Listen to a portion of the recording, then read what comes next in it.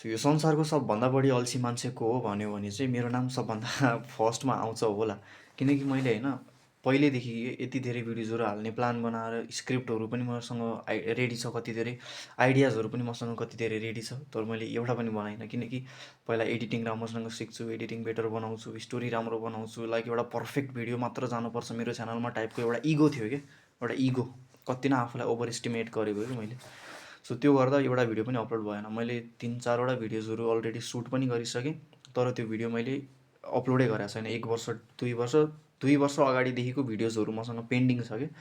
So आइडियाजहरू छ मसँग, राम्रो राम्रो आइडियाजहरू छ, म पोस्ट गर्छु बिस्तारै। सबभन्दा पहिला चाहिँ मलाई ब्याकलग्सहरू मेरो क्लियर गर्नु छ, जुन मैले पहिला 1 वर्ष 2 वर्ष अगाडिदेखि सुट गरेर राखेको भिडियोज मैले अपलोड गरेको छैन, त्यो भिडियोज मलाई फिनिस गर्नु छ। सो चाँडै नै अब एउटा भ्लग आउँदैछ, केही इन्ट्रेस्टिङ छैन, त्यो जस्ट मैले त्यो भ्युजको लागि हालिरहेको छैन त्यो भ्लग, मलाई अब एज अ मेमोरी राख्नको लागि मात्रै हालिरहेको छु त्यो भ्लग। त्यसपछि 1-2टा इन्ट्रेस्टिङ भिडियोज अझै आउँछ। देन आफ्टर क्लियरिङ माई ब्याकलग्स म एक्चुअल मेरो कन्टेन्ट क्रिएसन स्टार्ट गर्छु। सो त्यही भन्नु थियो। सब्सक्राइब गरेर राख्नु होला, इन्स्टामा हो भने फलो गरेर राख्नु होला, टिकटकमा पनि फलो गरेर राख्नु होला।